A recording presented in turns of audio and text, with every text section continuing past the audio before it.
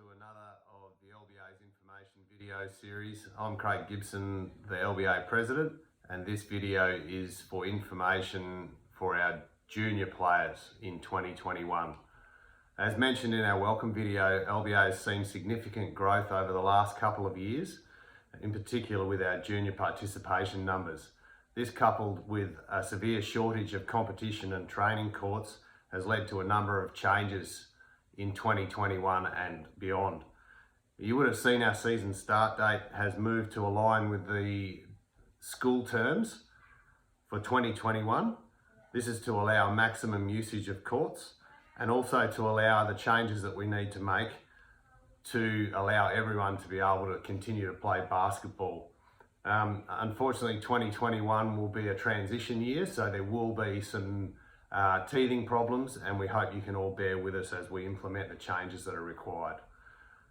Firstly, we've been able to separate junior women's competition into under 16s and under 20s this year, which is a factor of athlete participation and is fantastic. And both of these competitions will be a multi-tiered offering, so there'll be Div 1 and Div 2 for 2021. Game nights for these two rosters will be Monday and Thursday, as it has been before for junior women's. However, we're just waiting for finalisation of team numbers so that we can then assess where best each competition will fit to maximise the use of the courts. Once we've worked this out, Mitch will communicate the day of competition for each division and age group as soon as we can.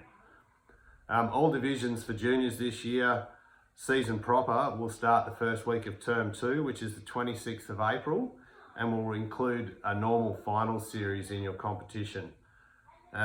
Divisions 2 and 3 will be a 20-week season with finals included, finishing the last week of term 3, which is the 24th of September.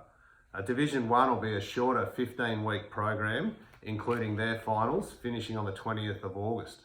This is to allow a break before the introduction of our new Premier League, which is the replacement for our normal Div 1 competition, and will be run in term 4 and term 1 from the end of 21 and ongoing. Going forward in 2022, our Div 1 athletes will play in that term 4 and term 1 space, while Div 2 and 3 will continue to play in term 2 and term 3. Remember, our Div 1 athletes will have the opportunity to play in the BTAS representative TJBL season, which will be running at the same time as our Div 2 and 3 domestic competition in winter. So these athletes will still be playing, albeit it'll be on a Sunday rather than midweek.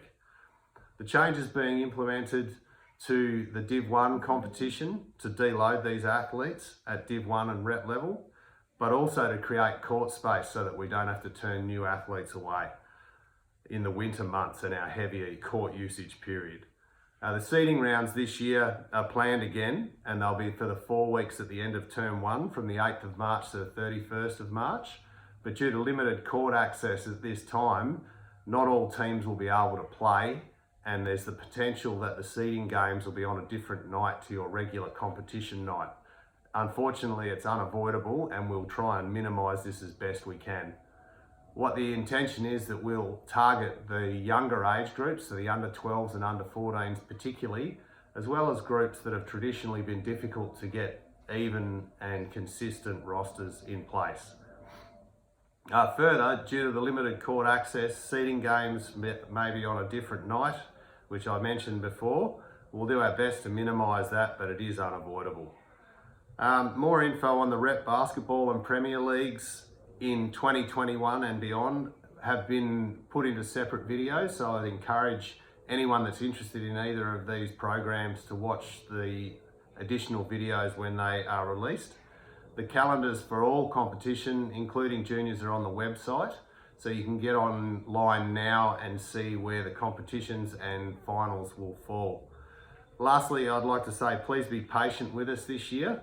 There are a lot of changes being implemented, and we're doing our best to do this without disruption and incident, but I'm sure there will be some teething problems as we go. Thanks very much for listening. Myself, the LBA board, and Mitch all hope that you enjoy your basketball season for 2021.